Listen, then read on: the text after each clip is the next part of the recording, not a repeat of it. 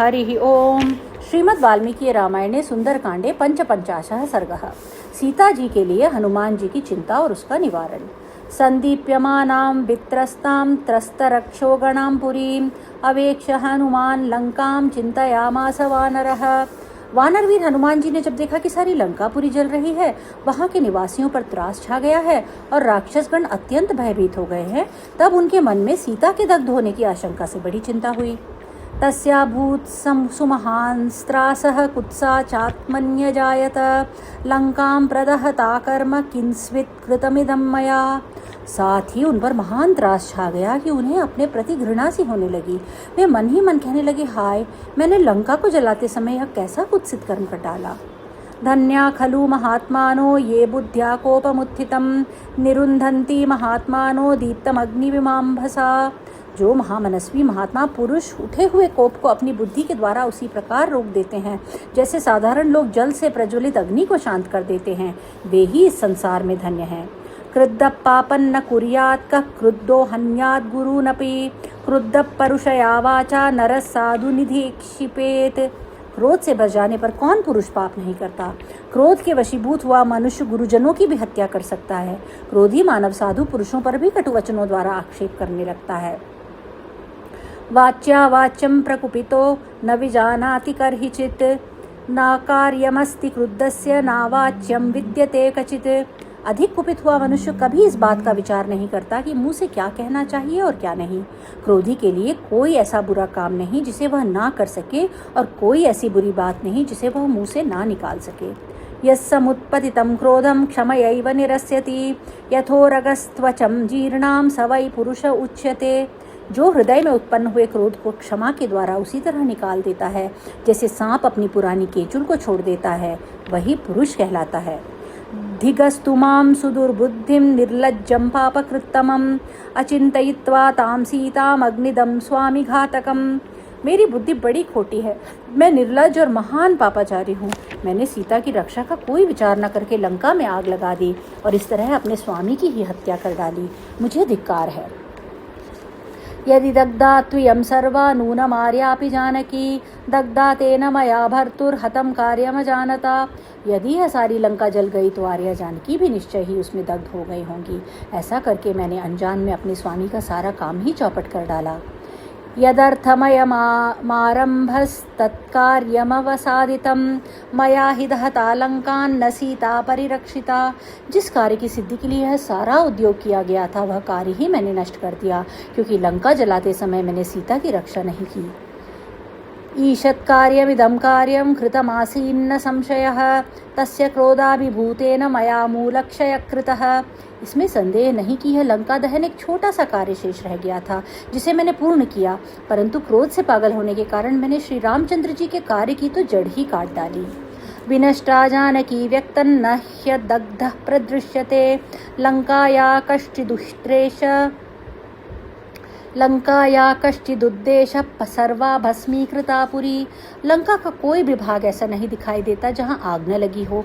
सारी पुरी ही मैंने भस्म कर डाली है, अतः जानकी नष्ट हो गई यह बात स्वतः स्पष्ट हो जाती है। यदि तद्विहतं कार्यं मया प्रज्ञा विपर्ययात् इहैव प्राण संन्यासो ममापि ह्यद्य रोचते। यदि अपनी विपरीत बुद्धि के कारण मैंने सारा काम चौपट कर दिया तो यहीं आज मेरे प्राणों का भी विसर्जन हो जाना चाहिए, यही मुझे अच्छा जान पड़ता है। किमग्नौ निपतां यद्य अहोस्विद्वडवा मुखे शरीरमिह सत्त्वानां दद्नि सागरवासिनम। क्या मैं जलती आग में कूद पड़ूं या वड़वानल के मुख में अथवा समुद्र में निवास करने वाले जल जंतुओं को ही अपना सारा शरीर समर्पित कर दूं। कथन्नु जीवता शक्यो मया दृष्टुम हरीश्वरः तौ वा पुरुषशार्दूलौ कार्य सर्वस्वधातिना। जब मैंने सारा कार्य ही नष्ट कर दिया, तब अब जीते जी कैसे वानरराज सुग्रीव अथवा उन दोनों पुरुष सिंह श्री राम और लक्ष्मण का दर्शन कर सकता हूँ या उन्हें अपना मुंह दिखा सकता हूँ। मया खलु तदेवेदं रोषदोषात् प्रदर्शितं प्रथितं त्रिषु लोकेषु कपित्वमनवस्थितं। मैंने रोष के दोष से तीनों लोकों में विख्यात इस वानरोचित चपलता का ही यहाँ प्रदर्शन किया है। बुद्धिगस्तुराजसंभावमनीशमनवस्थितम् ईश्वरेणापि यद्रागान् मया सीता न रक्षिता। यह राज स्वभाव कार्य साधन में असमर्थ और अव्यवस्थित है, इसे धिक्कार है, क्योंकि इस रजोगुण मूलक क्रोध के ही कारण समर्थ होते हुए भी मैंने सीता जी की रक्षा नहीं की। विनिष्टायां तु सीतायां तावुभौ विनशिष्यतः तयोर्विनाशे सुग्रीवः सबन्धुर्विनशिष्यति। सीता के नष्ट हो जाने से वे दोनों भाई राम और लक्ष्मण भी नष्ट हो जाएंगे। उन दोनों का नाश होने पर बंधु बांधवों सहित सुग्रीव भी जीवित नहीं रहेंगे। एतदेव वच श्रुत्वा भरतो भ्रातृवत्सलः धर्मात्मा सह शत्रुघ्न कथम शक्ष्यति जीवितुम। फिर इसी समाचार को सुन लेने पर भ्रातृवत्सल धर्मात्मा भरत और शत्रुघ्न भी कैसे जीवन धारण कर सकेंगे। इक्ष्वाकुवंशे धर्मिष्ठे गते नाशम संशयम भविष्यन्ति प्रजा सर्वा शोक संताप पीड़िताः। इस प्रकार धर्मनिष्ठ इक्ष्वाकु वंश के नष्ट हो जाने पर सारी प्रजा भी शोक संताप से पीड़ित हो जाएगी, इसमें संशय नहीं है। तदहं भाग्यरहितो लुप्त धर्मार्थ संग्रह रोष दोष परितात्मा व्यक्तन लोक विनाशनः। अतः सीता की रक्षा न करने के कारण मैंने धर्म और अर्थ के संग्रह को नष्ट कर दिया। अतएव मैं बड़ा भाग्यहीन हूँ। मेरा हृदय रोष दोष के वशीभूत हो गया है, इसलिए मैं अवश्य ही समस्त लोक का विनाशक हो गया हूँ। मुझे संपूर्ण जगत के विनाश के पाप का भागी होना पड़ेगा। इति चिन्तयतस्तस्य निमितान्युपपेदिरे पूर्वमप्युपलब्धानि साक्षात् पुनरचिन्तयत्। इस प्रकार चिंता में पड़े हुए हनुमान जी को कई शुभ शकुन दिखाई पड़े, जिनके अच्छे फलों को वह पहले भी प्रत्यक्ष अनुभव कर चुके थे। अतः वे फिर इस प्रकार सोचने लगे। अथवा चारु सर्वांगी रक्षिता स्वेन तेजसा ननशिष्यति कल्याणी नाग्निरग्नौ प्रवर्तते। अथवा संभव है सर्वांग सुंदरी सीता अपने ही तेज से सुरक्षित हो। कल्याणी जनक नंदिनी का नाश कदापि नहीं होगा, क्योंकि आग आग को नहीं जलाती है। नहि धर्मात्मनस्तस्य भार्याम् अमित तेजसः स्वचरित्राभिगुप्तान्तां स्पष्टुमर्हति पावकः। सीता अमित तेजस्वी धर्मात्मा भगवान श्री राम की पत्नी हैं। वे अपने चरित्र के बल से पातिव्रत्य के प्रभाव से सुरक्षित हैं, आग उन्हें छू भी नहीं सकती। नूनं राम प्रभावेण वैदेह्यासु कृतेन च यन्मां दहन कर्मायं नादहद्दव्यवाहनः। अवश्य श्री राम के प्रभाव तथा विदेह नंदिनी सीता के पुण्य बल से ही यह दाहक अग्नि मुझे नहीं जला सकी है। त्रयाणां भरतादीनां भ्रातॄणां देवता च या रामस्य च मनः कान्ता सा कथं विनशिष्यति। फिर तो भरत आदि तीनों भाइयों की आराध्य देवी और श्री रामचंद्र जी की हृदय वल्लभा हैं, वे आग से कैसे नष्ट हो सकेंगी। यद्वा दहन कर्मायं सर्वत्र प्रभुरव्ययः न मे दहति लांगूलं कथमार्यां प्रदक्षति। यह दाहक एवं अविनाशी अग्नि सर्वत्र अपना प्रभाव रखती है, सबको जला सकती है, तो भी यह जिनके प्रभाव से मेरी पूंछ को नहीं जला पाती है, उन्हीं साक्षात माता जानकी को कैसे जला सकेगी।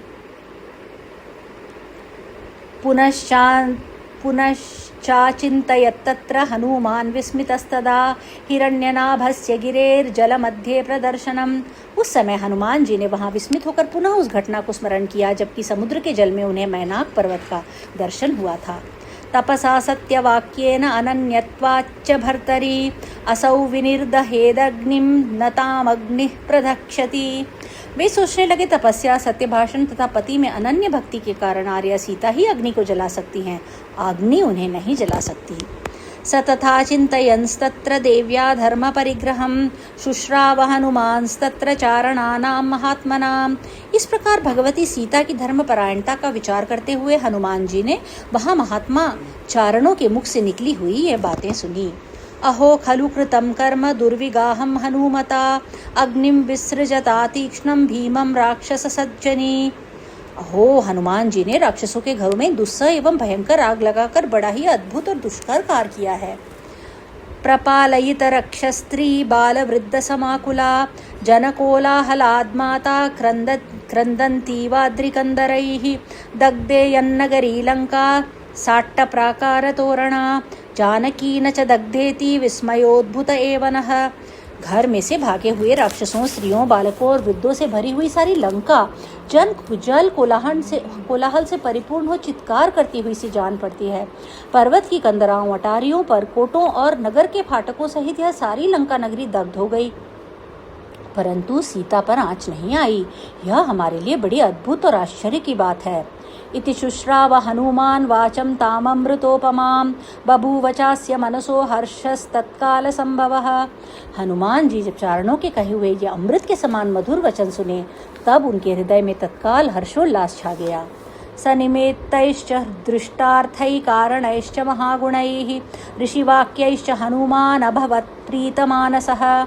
अनेक बार के प्रत्यक्ष अनुभव किए हुए शुभ शकुनों, महान गुणदायक कारणों तथा चारणों के कहे हुए पूर्वोक्त वचनों द्वारा सीता जी के जीवित होने का निश्चय करके हनुमान जी के मन में बड़ी प्रसन्नता हुई।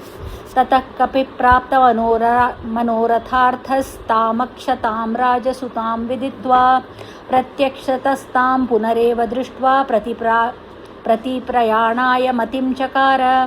राजकुमारी सीता को कोई क्षति नहीं पहुंची है, यह जानकर कपिवर हनुमान जी अपना संपूर्ण मनोरथ सफल समझा और पुनः उनका प्रत्यक्ष दर्शन करके लौट जाने का विचार किया। इत्यार्षे श्रीमद् रामायणे वाल्मीकि आदिकाव्ये सुंदरकांडे पंचपंचाशः सर्गः। इस प्रकार श्री वाल्मीकि निर्मित आर्ष रामायण आदि काव्य के सुंदरकांड में 55वां सर्ग पूरा हुआ। हरि ओम।